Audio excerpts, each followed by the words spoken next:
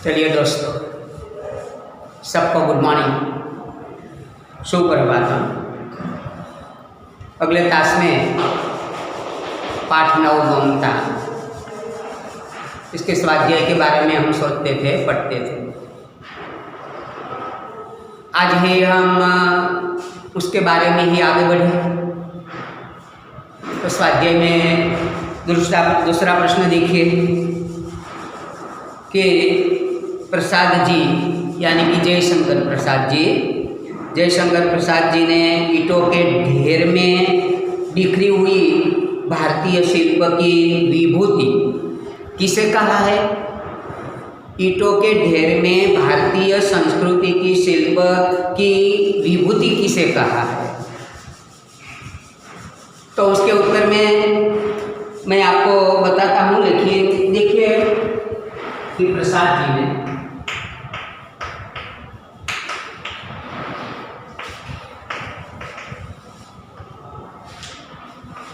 ईंटों के ढेर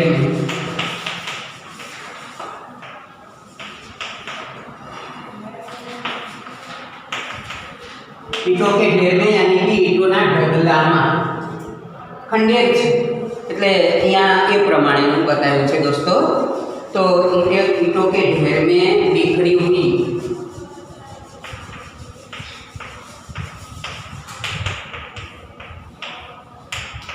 भारतीय संस्कृति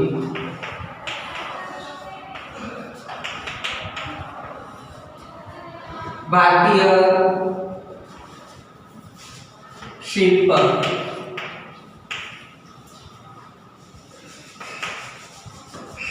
शिल्प की विभूति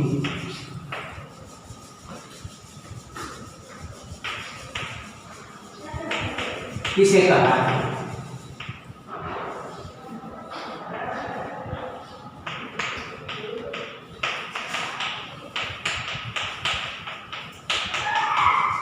देखिए दोस्तों, उसके उत्तर में कि काशी के उत्तर में धर्मचक्र था। फिर से काशी के उत्तर में धर्मचक्र था, उसे मौर्य और गुप्त सम्राट ने बनाए थे। वह उनकी कीर्ति का प्रतीक था, लेकिन अब वह खंडेर हो गया है, जर्जरित हो गया है, खंडेर हो गया था। उस भवन के शिखर खंडित भी हो चुके थे। अब वहाँ घास और झाड़ियाँ उग आई थी। फिर भी उन टूटी हुई दीवारों और ईंटों में भारतीय शिल्पकला की भव्य झलक हमें देखने को मिलती है। इसे ही प्रसाद जी ने ईंटों के ढेर में बिखरी हुई भारतीय शिल्प की विभूति कहा है।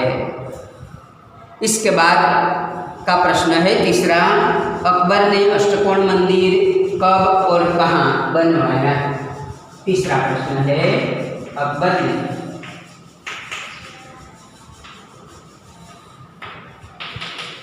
अष्टकोण मंदिर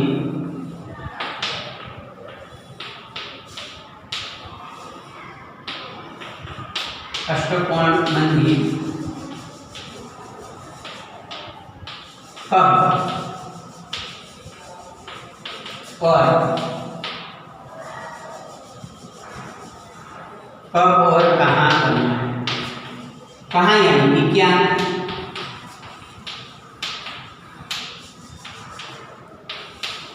तो कब और कहाँ बनवाया, इसके बारे में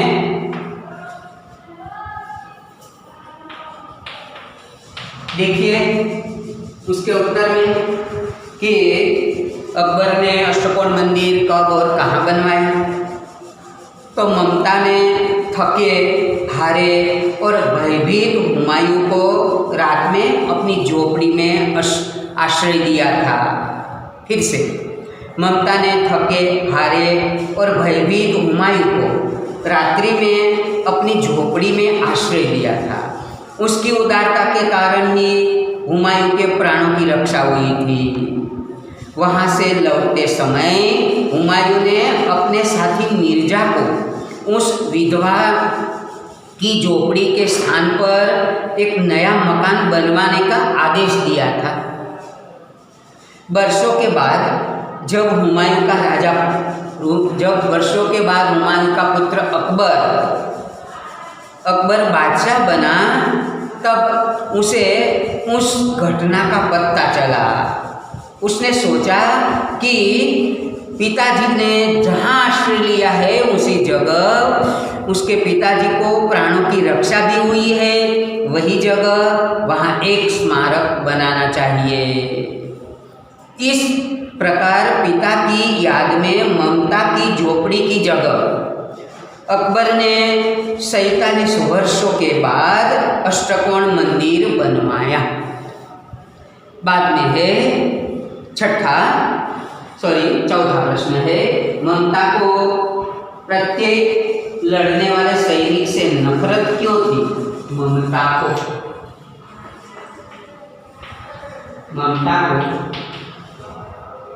प्रत्येक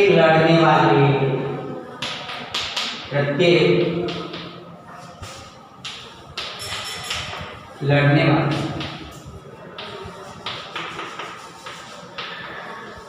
सैनिक से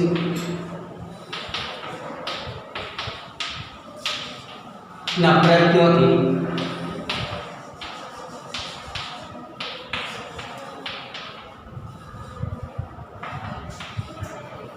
नफरत क्यों थी?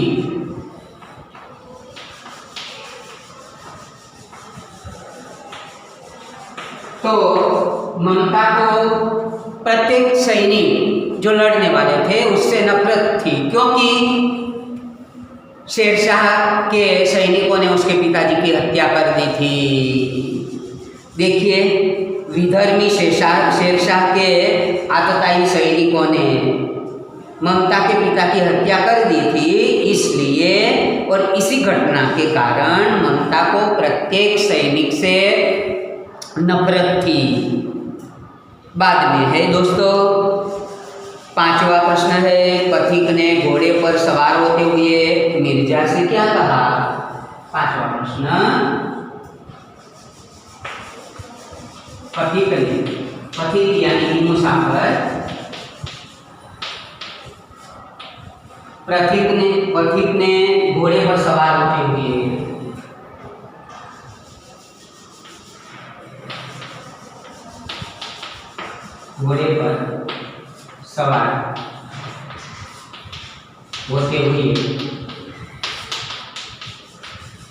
मिर्जा से क्या कहा?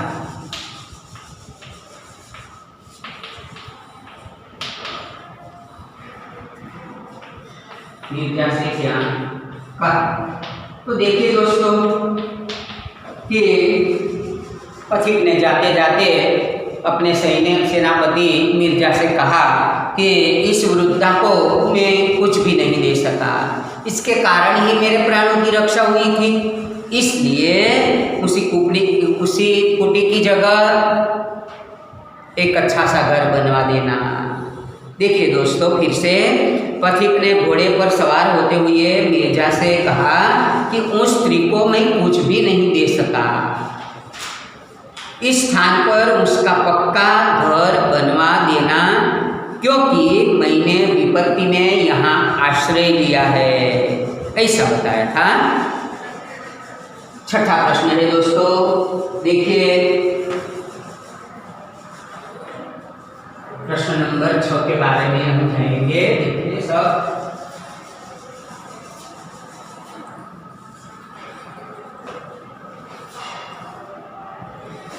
प्रश्न नंबर 6,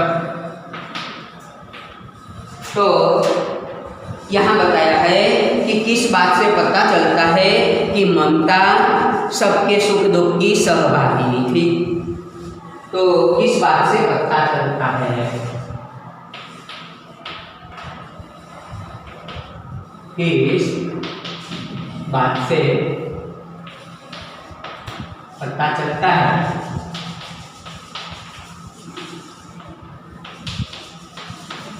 है कि ममता सबके सुख दुख की सहभागिनी है, सबके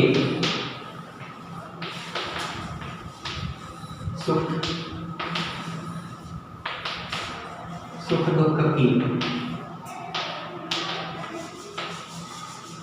सहभागी।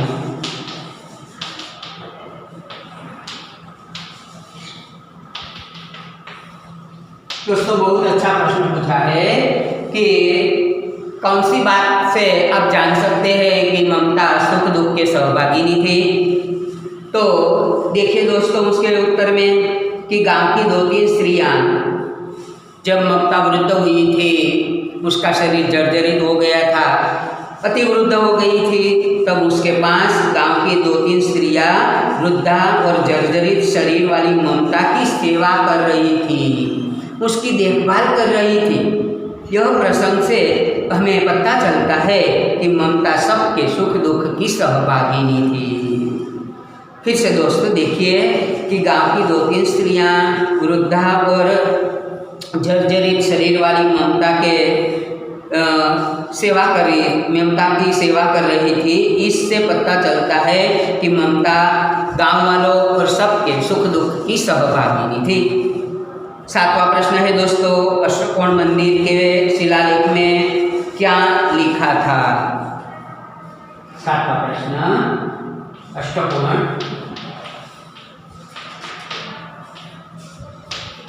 मंदिर के शिलालेख में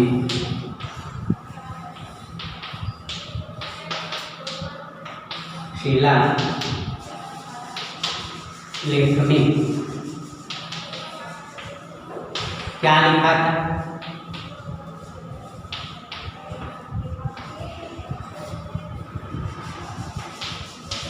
क्या लिखा?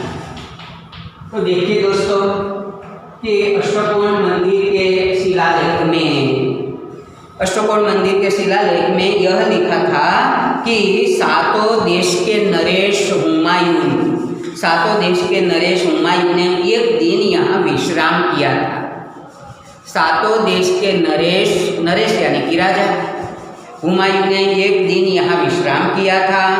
उनके पुत्र अकबर ने उनकी स्मृति में यह विशाल और गगनचुंबी मंदिर बनवाया है, ऐसा अष्टकोण मंदिर में लिखा हुआ था। फिर से दोस्तों देखिए कि अष्टकोण मंदिर के शिलालेख में यह लिखा था कि सातों देश के नरेश हुमायूं ने एक दिन यहाँ विश्राम किया था। उनके पुत्र अकबर ने उनकी स्मृति में यह विशाल और गगनचुंबी मंदिर बनवाया है। इसके बाद दोस्तों छोटे छोटे प्रश्न है जो 1-2 शब्दों में उत्तर है। यह प्रश्नों के उत्तर आपको मैं मौखिक देता हूँ, सुनिए कि ममता कौन थी। तो अब जानते हैं दोस्तों कि ममता रोहदास किले के मंत्री चूड़ामणि की एकमात्र एकलौती और विधवा पुत्री थी। फिर से ममता रोहदास किले के मंत्री चूड़ामणि के एकमात्र उसकी विधवा पुत्री थी। डोलियों में कौन थे? इसके बाद तो डोलियों में महिलाओं के रूप में पठान सैनिक थे। फिर से डोलियों में महिलाओं के रूप में पठान सैनिक थे। इसके बाद ममता की झोपड़ी में कौन आया था? तो ममता की झोपड़ी में शहंशाह हुमायूं आश्रय मांगने के लिए आया था। फिर से ममता की झोपड़ी में शहंशाह हुमायूं आश्रय मांगने के लिए आया था। हुमायूं ने मिर्जा को क्या आदेश दिया? तो हुमायूं ने मिर्जा को यह आदेश दिया कि ममता के नया घर बनवा देना, ऐसा आदेश दिया था। फिर से हुमायूं ने मिर्जा को ममता के लिए नया घर बनवा देने का आदेश दिया था। इसके बाद है ममता ने किस धर्म का पालन किया था? तो ममता ने अतिथि देवो भव यह धर्म का पालन किया था। ममता ने अतिथि देवो भव यह धर्म का पालन किया था। चौसा युद्ध के कितने वर्ष के बाद ममता की मृत्यु हुई? हुमायूं और शेरशाह के बीच जो युद्ध हुआ था उसे चौसा युद्ध कहते हैं। तो चौसा युद्ध के कितने वर्ष के बाद ममता की मृत्यु हुई? तो चौसा युद्ध के 47 वर्ष के बाद, 47 यानी कि 47 वर्ष के बाद ममता की मृत्यु हुई थी। अष्टकोण मंदिर बने शिलालेख में किसका नाम न था? तो अष्टकोण बने शिलालेख में ममता का नाम नहीं था, ममता का नाम नहीं था। बाद में है प्रश्न, ममता के लिए किसी वस्तु का अभाव अथवा तो संभव न था। कारण है दोस्तों कि ममता के लिए किसी वस्तु का अभाव का संभव न था, क्योंकि वह मंत्री चूड़ामणि की इकलौती बेटी थी अथवा तो एकलौती दुहिता थी। मुगल के प्राणों की रक्षा हुई क्योंकि ममता ने उसे आश्रय दिया था। मुगल के प्राणों की रक्षा हुई क्योंकि ममता ने उसे आश्रय दिया था। मुगल आगे ममता की दृष्टि से उसका धर्म था अतिथि देवों का सत्कार। खरी थी, ममता की दृष्टि से उसका धर्म था कि अतिथि देव का सत्कार। ममता मृगदाव में चली गई क्योंकि वह हुमायूं के साथियों की दृष्टि में न पड़े, वह हुमायूं के साथियों की दृष्टि में न पड़े, इसलिए वह मृगदाव में चली गई। ममता ने सुना था कि इस बुढ़िया के लिए इस झोपड़ी की जगह नया घर बनवा देना। ममता ने सुना था कि પછી વાક્ય છોડી દીધું છે, અધૂરું છે, તો આપણે પૂર્ણ કરવાનું છે कि इस बुढ़िया के लिए इस झोपड़ी की जगह नया घर बनवा देना। ममता को अपनी झोपड़ी टूट जाए उसकी परवाह नहीं थी, क्योंकि अब तो वह अपने चिर विश्राम गृह में जा रही थी, यानी कि उसकी मृत्यु होने वाली थी। ममता को अपनी झोपड़ी टूट जाए उसकी परवाह नहीं थी, क्योंकि अब तो वह अपने चिर विश्राम गृह में जा रही थी। अंत में दोस्तों एक छोटा सा प्रश्न है, ममता कहानी के लेखक कौन है? तो ममता कहानी के लेखक है जयशंकर प्रसाद। दोस्तों यहाँ हमारा अभ्यासक्रम भी पूर्ण होता है, साथ साथ यहाँ उस पाठ का स्वाध्याय भी पूर्ण होता है। दोस्तों एक आपको एक बता देता हूँ, सुनिए कि क्या है। देखिए, हम जिस त्योहार हमें आगे ही आ रहा है, दीपावली के बारे में आपको छोटा सा ख्याल देता हूँ। सुनिए कि हम दीपावली का त्योहार क्यों मनाते हैं। देखिए दोस्त, तो दीपावली के बारे में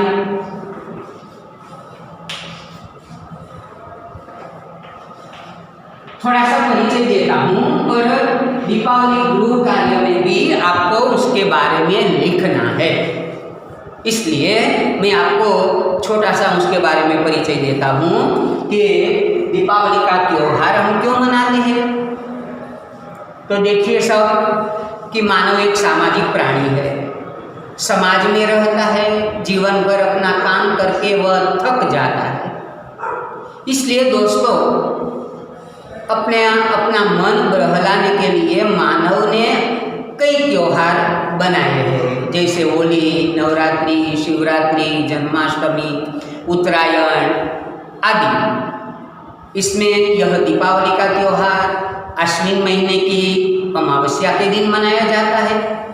अब जानते ही दोस्तों कि जब राम, लक्ष्मण और सीता अपना वनवास पूरा करके वापस अयोध्या आ रहे थे, उसकी खुशी में सब अयोध्यावासियों ने अपने अपने घरों को दीपों से सजाया, नए नए कपड़े पहने, नए नए गहने पहने और राम के स्वागत के लिए नई नई मिठाइयाँ भी बनाई।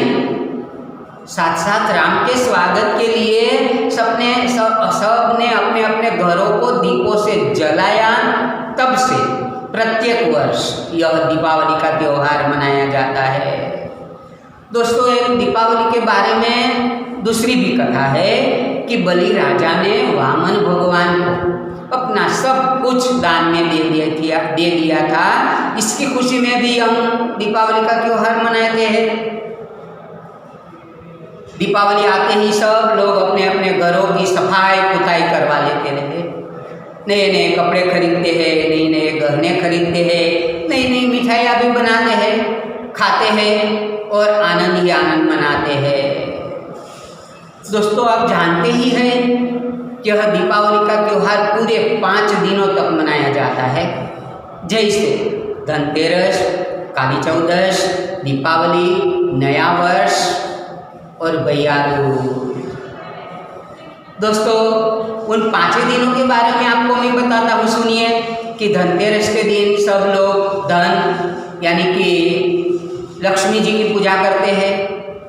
बाद में आती है काली चौदस, तो चौदस के दिन जो काली माता के भक्त है वे रात को बड़े समय तक महाकाली की पूजा अर्चना करते हैं। बाद में आती है दीपावली, तो दीपावली के दिन सब लोग सुबह से ही आनंद ही मनाते हैं। जो व्यापारी लोग हैं वे अपने हिसाब किताब के बलियों की पूजा अर्चना करते हैं, यानी कि हम उसे चोपड़ा पूजन कहते हैं। तो व्यापारी लोग अपने हिसाब किताब के बलियों की पूजा करते हैं। शाम को सब लोग अपने अपने घरों में जाकर भगवान की पूजा अर्चना करते हैं और अपने घरों के आसपास चारों ओर दीप ही दीप जलाते हैं। कई लोग रंग बिरंगी लाइटों की सीरीज भी लगाते हैं। दीपावली की रात घोर अंधेरी रात है, फिर भी और छोटे छोटे दीप और नई रंग बिरंगी सीरीज के कारण अमावस्या की घोर अंधेरी रात चारों ओर प्रकाश ही प्रकाश फैला देती है। इसलिए हम दीपावली को प्रकाश का पर्व भी कहते हैं। क्यों कि अमावस्या के दिन अंधेरा होने पर भी चारों ओर प्रकाश फैल जाता है, इसलिए हम प्रकाश का पर्व दीपावली को कहते हैं। रात को छोटे छोटे बच्चे फुलझड़ियाँ और पटाखे छोड़ते हैं और बहुत ही बड़ी देर तक आनंद मनाते हैं। इसके बाद हमारे यहाँ नया वर्ष शुरू होता है। सुबह में ही सब लोग अच्छी तरह नहा धोकर नए नए कपड़े पहनकर तैयार हो जाते हैं। अपने अपने सगे संबंधी रिश्तेदारों और मित्रों के वहाँ जाते हैं और एक दूसरे को साल मुबारक कहते हैं और नए वर्ष के लिए शुभकामनाएं करते हैं। बाद में आती है भैया दूज। भैया दूज के दिन जो बहन ससुराल है वे अपने भाई को अपने घर बुलाती है, अच्छी तरह खाना खिलाती है भाई को, भाई के लिए शुभकामनाएं भी करती है और भाई भी बहन को कुछ न कुछ देकर खुश करता है। तो यह भैया दूज का त्योहार रक्षाबंधन की तरह भाई बहन के पवित्र प्रेम का त्योहार है। इस तरह दोस्तों यह दीपावली का त्योहार हम पूरे 5 दिनों तक बड़े आनंद के साथ और खुशहाली के साथ मनाते हैं। इसलिए दीपावली को त्योहारों का स्नेह सम्मेलन कहते हैं। क्यों? 5 दिनों तक मनाते हैं, इसलिए त्योहारों का स्नेह सम्मेलन कहते हैं। दोस्तों इसलिए यह त्योहार मुझे तो बहुत ही अच्छा लगता है। यह दीपावली का त्योहार सबके जीवन में खुशी ही खुशी भर जाए, ऐसी मेरी कामना है। आपको धन्यवाद। गृह कार्य में जो आप दीपावली का त्योहार यहाँ से दीपावली का गृह कार्य आपको यहाँ से दिया जाएगा, वह सबको अच्छी तरह लिखना है और सारा पाठशाला खुलते ही आपको यहाँ सब विषयों को लिख कर आता है और विषय शिक्षक की सही भी लगाना है। धन्यवाद।